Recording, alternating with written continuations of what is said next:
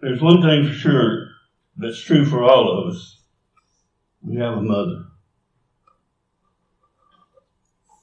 Some of you are fortunate that your mother is here with you. Some others have experienced the loss of their mother. Despite either one, you look at what the Bible has to say about mothers. And when we talk about mothers, whether they're biological, whether they're adopted, whether they are mother-like mentors, and I can't help but go back and think about Rachel Bentley. Every one of our kids that are my age or maybe a little bit younger, our kids had Tom and Rachel Bentley in Sunday school. And they didn't have any children of their own, but they had a whole church full of children. They loved those kids. One of the first things that we recognize about mothers is that it was God's idea. Now, we know God put man, God put woman here, male and female. And one of the purposes of putting them here was to procreate so that we would have a mother and a daddy in marriage and that they would be a family. And then that family would go on and create and procreate and so forth. It was God's plan to have family units. God told Adam and Eve to be fruitful and multiply. Now, I think some people have taken this to heart more than others, but, who's to say what's too little number of kids to have? God told Adam in Genesis 3:20, named his wife Eve because she would become the mother of the living. Everything goes back to Eve. Turn to 1 Kings chapter 3. I'm not going to read this whole chapter because it's rather lengthy, but you can read some of the background to it. This is about a situation that came up with Solomon. When Solomon ascended to the throne, he said in verse 7, "Now, O Lord my God, you have made me king instead of my father, David. But I am like a little child who doesn't know his way around. And here I am in the midst of your own chosen people, a nation so great and numerous, they cannot be counted. Give me an understanding heart, so that I can govern your people well and know the difference between right and wrong. For whom by himself is able to govern this great people of yours." It goes on to say that God was pleased with Solomon's request, and he granted that Solomon would have wisdom, and we all know that he was the smartest man and the wisest man that there was. And you read on down, and we'll kind of summarize from 16 on. One day, two women came to Solomon.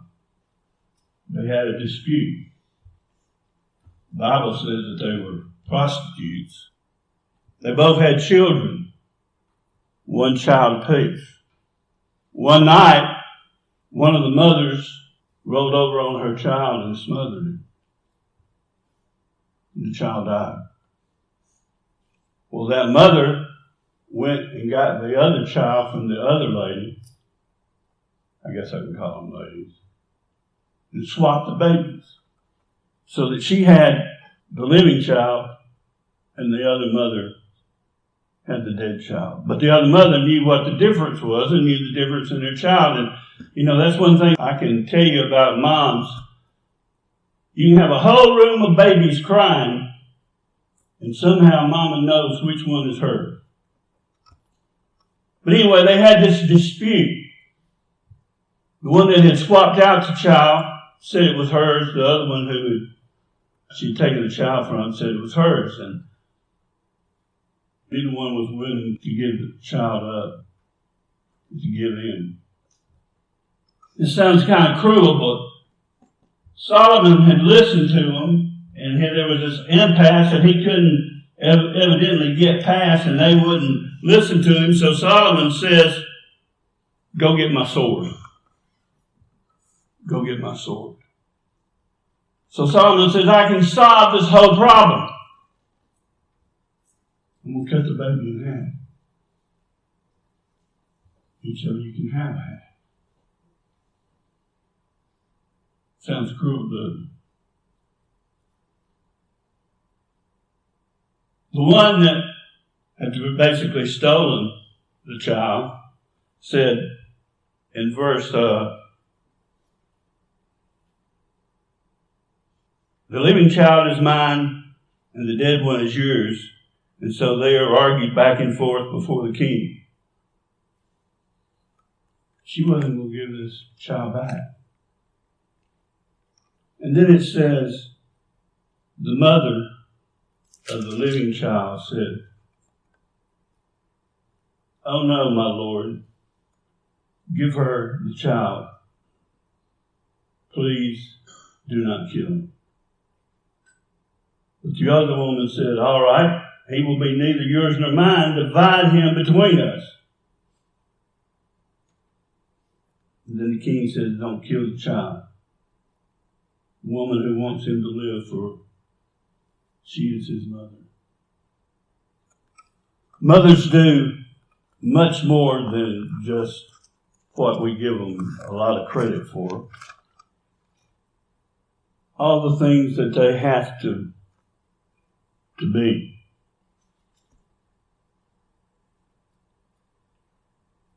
That dads can't be. Or try to be and can't be. Now I know how it was around our house when we get up in the middle of the night. I pretended to be asleep. I didn't hear her. And I knew if I laid there long enough, Carol would get up.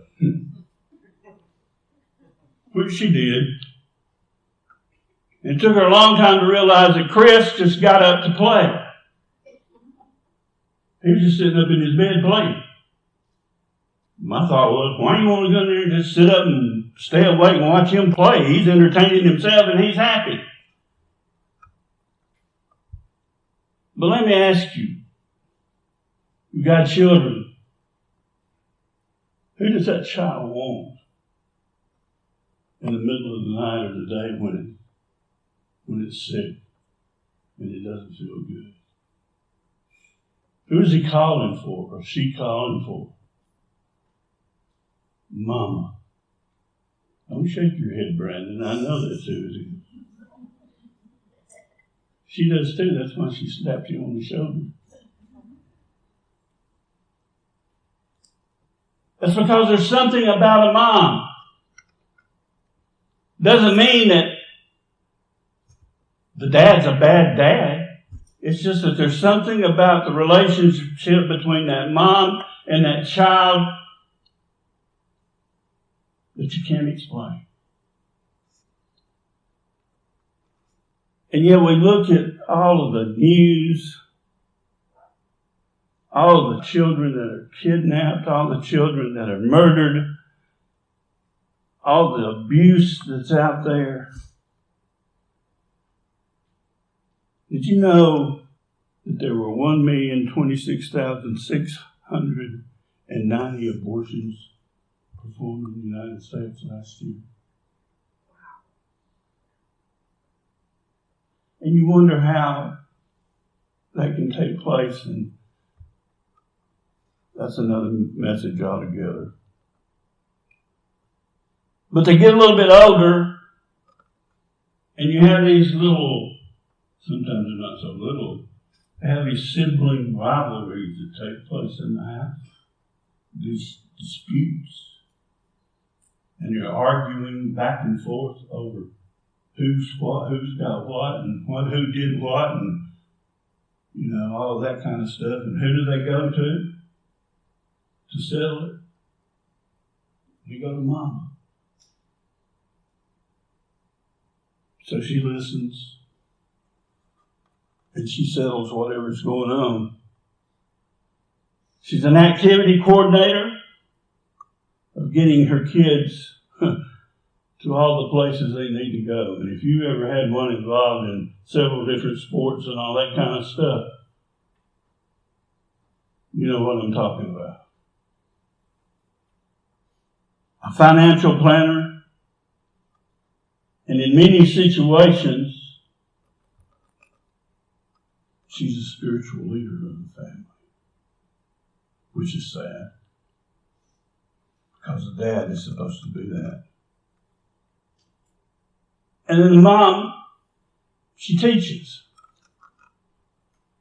Proverbs 6:20 says, "My son, keep your father's command and do not forsake your mother's teaching." You've heard people say, only problem they got is the dad having home training. But that's part of the responsibility that a mother has, to teach their children, to raise them up where they respect others. There's a guy named Timothy. He lived with his grandmother and his mother. We don't know a whole lot about his father. But Paul was writing to them, and he said that they were instrumental in developing and instilling his faith, so that the faith in God and the belief in the Lord could continue on through generation after generation. And the mom is persistent. That's a nice way of saying it. Bossy, that's a good way.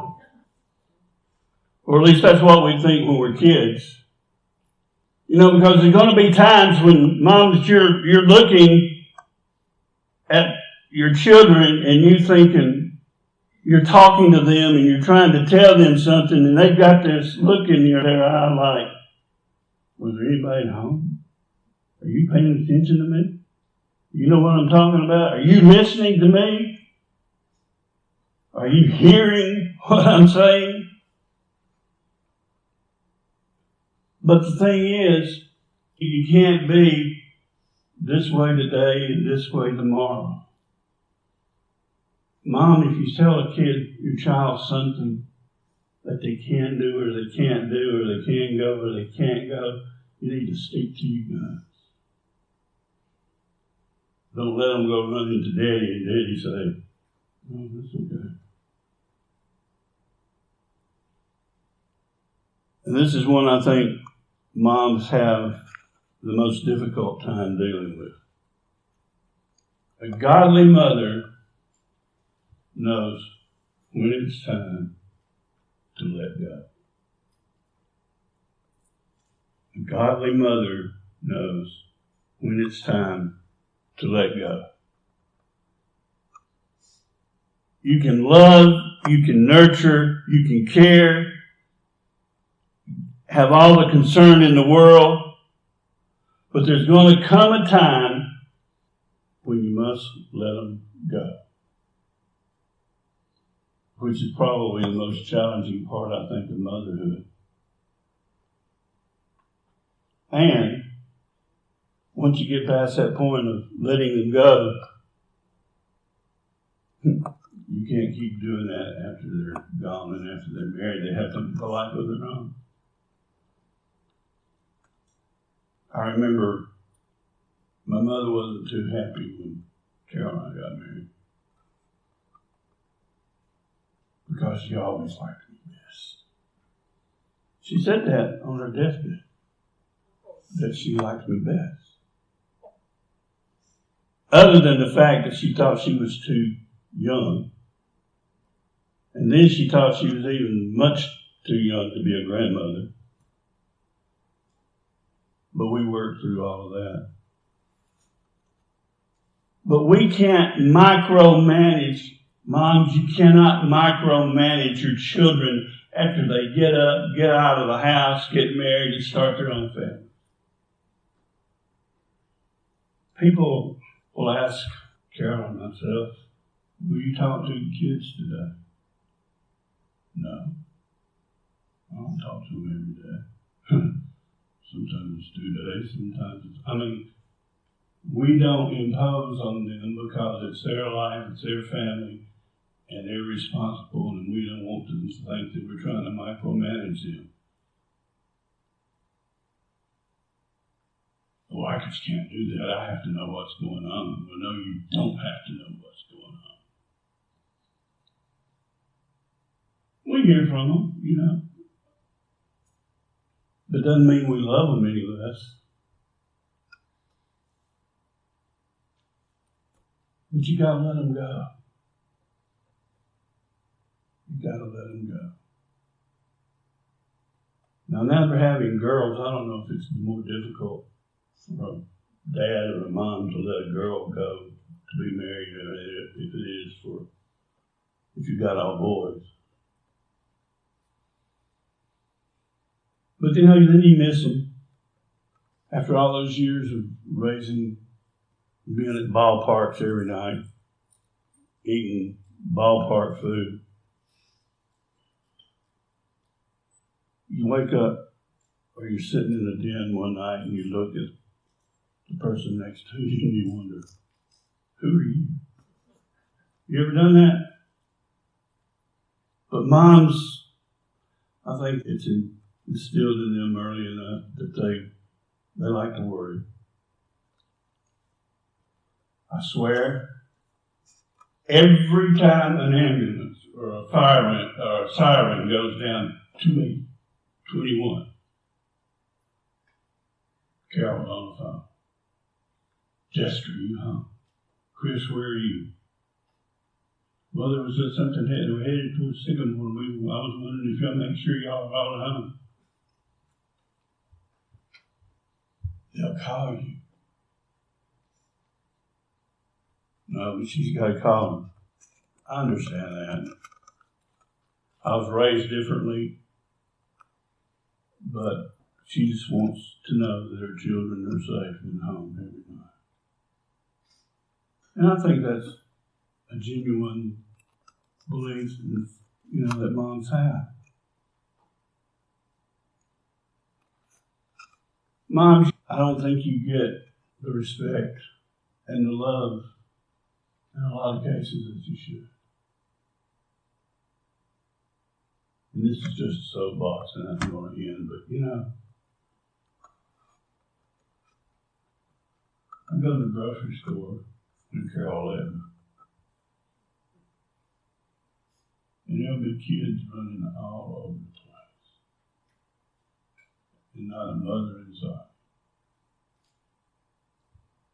You can hear them hollering back and forth across the grocery store. No respect for where they are, no concern. Not much for the mom, I don't guess. But moms instill those things in their kids. Say yes, sir. No, sir. Yes, ma'am. No, ma'am. Thank you, please. All these kind of things. Moms do that. We're supposed to. And I remember the first time I talked back to my mama. Y'all probably can too. My ears rang for 6 months, I think. But kids, let me tell you, you need to love and respect your mom. Because she's the only mom you'll ever have.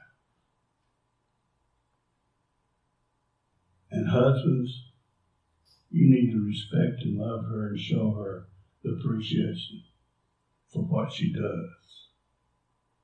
Because she has a tremendous job. It requires a lot of hard work and things that you might not know that go on, but it's just between them. So it's Mother's Day. I hope all of you have a great Mother's Day. It'd be nice to be able to talk to my mom. But she's probably in heaven talking to somebody else and she ain't got She probably knows a little bit about everybody that's in heaven by now, because she's that nosy. But anyway, we love you. We appreciate you.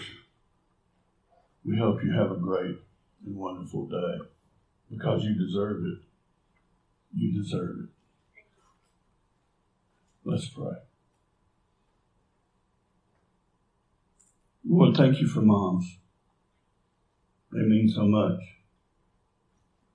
They do so much. And we love them. I pray that each one here has a great and wonderful day. And that, Lord, you continue to bless them. And I pray, God, that you be with their families and give them the respect for their mom. Be with us as we leave here today. God, just give us a great week. Bring us back here Wednesday night, because it's in your Son's holy and precious name I pray. Amen.